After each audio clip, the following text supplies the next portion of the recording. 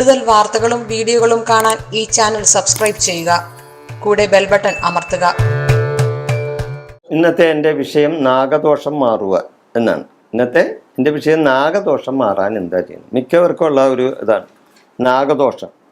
നിങ്ങളുടെ നക്ഷത്രം ഏത് തന്നെയായാലും ദുരിതങ്ങൾ മാറി ഐശ്വര്യം തരുവാൻ നാഗദൈവങ്ങളെ പ്രാർത്ഥിക്കും. നാഗദോഷങ്ങളുണ്ടെങ്കിൽ അത് വലിയ ദോഷമുണ്ടാ, അത് മാറ്റണം. കാരണം ചിലവർക്ക് ഈ പാണ്ട് രോഗങ്ങളൊക്കെ കണ്ടിട്ടില്ലേ? പാണ്ട് ഇവരൊക്കെ മുൻജന്മത്തിൽ ചെയ്തിട്ടുള്ള സർപ്പദോഷത്തിൻ്റെ ഫലമാണ്. സോറിയാസിസ്, ഈ ശരീരം ഈ മറ്റേ തൊലിയൊക്കെ ഇങ്ങനെ ഒരു സൈസ് വരണ്ടുണങ്ങി ചെതമ്പൽ പോലെയൊക്കെ വരുന്ന ചില ആൾക്കാരെ കണ്ടിട്ടില്ലേ? അതിനെ സോറിയാസിസ് എന്നാണ് പറയുന്നത്. അപ്പോൾ അങ്ങനെയുള്ള രോഗങ്ങളെല്ലാം ഈ നാഗദോഷങ്ങൾ കൊണ്ടുണ്ടാകുന്നതാണ്. ചിലപ്പോൾ അവർ ഈ ജന്മത്തിൽ ചെയ്തായിരിക്കില്ല, കഴിഞ്ഞ ജന്മത്തിൽ ചെയ്തതിൻ്റെ പാപഫലമാണ് ഈ ജന്മത്തിൽ അവർ അനുഭവിക്കുന്നത്.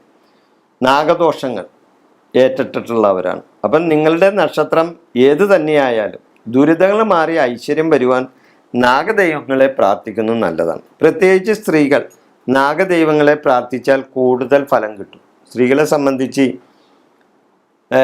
സ്ത്രീകൾ നാഗദൈവങ്ങളോട് പ്രാർത്ഥിച്ചാൽ കൂടുതൽ പുരുഷന്മാരെക്കാളും കൂടുതൽ സ്ത്രീകൾക്ക് അനുഭവം കിട്ടാൻ സാധ്യതയുണ്ട്.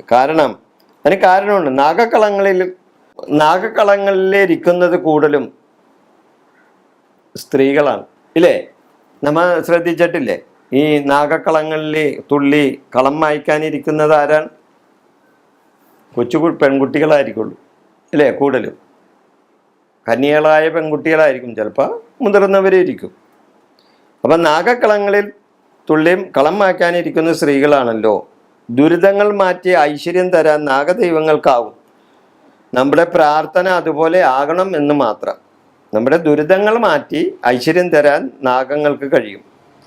സൃഷ്ടികർത്താവായ ബ്രഹ്മാവ് ഓരോ നാഗദൈവങ്ങളെയും ഓരോ ദിവസത്തിൻ്റെയും അധിപതിയായി വായിച്ചിട്ടുണ്ട്.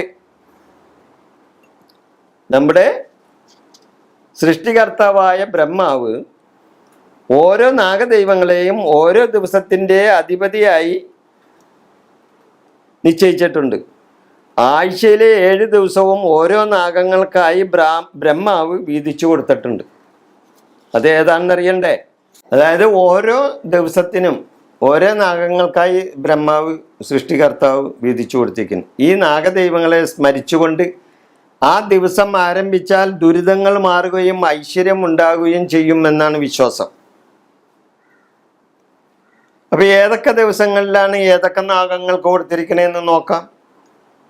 ഞായറാഴ്ച കൊടുത്തിരിക്കുന്നത് അനന്തൻ എന്ന നാഗത്തിനാണ്.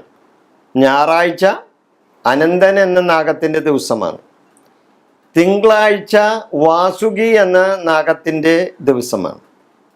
ചൊവ്വാഴ്ച തക്ഷകൻ എന്ന നാഗത്തിൻ്റെ ദിവസമാണ്. ബുധനാഴ്ച കാർക്കോടകൻ എന്ന നാഗത്തിൻ്റെ ദിവസമാണ്. വ്യാഴാഴ്ച പത്മൻ എന്ന നാഗത്തിൻ്റെ ദിവസമാണ്. വെള്ളിയാഴ്ച മഹാപത്മൻ എന്ന നാഗത്തിൻ്റെ ദിവസമാണ്. ശനിയാഴ്ച ശംഖഭാഷനൻ എന്ന നാഗത്തിൻ്റെ ദിവസമാണ്. ഇങ്ങനെ ഓരോ ദിവസവും ഓരോരോ നാഗങ്ങളെ സ്മരിക്കുവാനും പ്രാർത്ഥിക്കുവാനും കഴിഞ്ഞാൽ ദുഃഖങ്ങളും സങ്കടങ്ങളും നാഗദൈവങ്ങൾ മാറ്റിത്തരും. പിന്നെ പ്രാർത്ഥിക്കുമ്പോൾ മനഃശുദ്ധിയും ശരീരശുദ്ധിയും സ്ഥലശുദ്ധിയും നല്ല പോലെ ഉണ്ടായിരിക്കണം. അപ്പോൾ നാഗദൈവങ്ങൾ ഐശ്വര്യം കൊണ്ട് തരുന്നതാണ്. അപ്പോൾ ഒരു ശാപം ഏൽക്കാൻ ഇടവരരുത്. നാഗദൈവങ്ങളെ ആരാധിച്ചാൽ അതിനുള്ള ഗുണമുണ്ടാവും. ഇപ്പോഴും പല തറവാട് വീടുകളിലും നാഗാരാധനയും യക്ഷിക്കളവും ഒക്കെ ഉള്ളത്. യക്ഷിത്തറയും അതേപോലെ തന്നെ വർഷത്തിലൊരിക്കൽ യക്ഷിക്കളവും ഇടുകയും അല്ലെങ്കിൽ നാഗക്കളവും ഇടുകയും നാഗയക്ഷിക്കളവും ഇടുകയും ഒക്കെ ചെയ്യുന്ന ഒത്തിരി തറവാട് വീടുകളുണ്ട്. പലതും അന്യം നിന്ന് പോയി, എന്നാലും ഇപ്പോഴും അത് സംരക്ഷിച്ചു പോകുന്നവരുണ്ട്, ഇല്ലേ?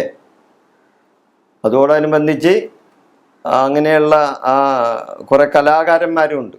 ഈ നാഗക്കളങ്ങൾ വരക്കാനും എഴുതാനും അതുപോലെ തന്നെ നാഗപ്പാട്ട് പാടുന്ന പുള്ളോർക്കുടം പാടുന്ന ആൾക്കാരും അത് തൊഴിലായി സ്വീകരിക്കുന്നവരൊക്കെ ഒത്തിരി ആൾക്കാരുമുണ്ട്. ഈ നാഗത്താന്മാരെ സ്മരിച്ചുകൊണ്ട് പാടാൻ അവർക്കൊരു പ്രത്യേക കഴിവുണ്ട്. അത് ദൈവം അവർക്ക് കൊടുത്തിരിക്കുന്ന ഒരു അനുഗ്രഹമാണ്. എല്ലാവർക്കും അതുപോലെ പാടാൻ സാധിച്ചെന്നില്ല. അത് അവരുടെ ഒരു ജാതിയുടെ ഒരു ഭാഗം കൂടിയാണ് അല്ലേ. പുള്ളുവർ എന്ന ഒരു ജാതിയുണ്ട്, പുള്ളുവരി. കൂടുതലും അവരാണ് നാഗദൈവങ്ങളെ പറ്റി ഉണർത്തുപാട്ടും അതേപോലെയുള്ള മറ്റു പാട്ടുകളൊക്കെ പാടുന്നത്. നാഗദോഷങ്ങൾ മാറിക്കിട്ടാനായിട്ട് അവർ പുള്ളൂർക്കുടം എന്തി പാട്ട് പാടും ഇല്ലേ. നാഗപ്പാട്ടുകൾ പാടി നമ്മുടെ സർപ്പദോഷങ്ങൾ അവർ നമ്മളിൽ നിന്നും അകറ്റും. ഇപ്പോൾ പല ക്ഷേത്രങ്ങളിലൊക്കെ ആയില്യം നാളിൽ ഈ പുള്ളൂർക്കുടം വെച്ച് പാട്ട് പാടുന്ന ആ പുള്ളുവന്മാരെ നമ്മൾ കണ്ടിട്ടില്ലേ. അതവർ നമ്മുടെ സർപ്പദോഷങ്ങൾ മാറ്റുന്നതിന് വേണ്ടി അവർ അവിടെ വന്ന് ആ ദിവസം ഇരിക്കുന്നതാണ്. പലരും അവർക്ക് ദക്ഷിണ കൊടുത്ത് അവരുടെ നാഗദോഷങ്ങൾ മാറുന്നതിന് വേണ്ടി അവരെ പാട്ട് പാടിക്കാറ് നമ്മൾ കാണാറില്ലേ. ഇതൊക്കെ വളരെ നല്ല കാര്യമാണ്, ശ്രേയസ്സുണ്ടാക്കുന്ന കാര്യമാണ്, നാഗദോഷങ്ങൾ മാറുന്നതിന് വളരെ ഉത്തമമാണ്. ഈ വിഷയം ഞാനിവിടെ പറഞ്ഞുകൊണ്ട് ഞാൻ നിർത്തുന്നു. നന്ദി, നമസ്കാരം.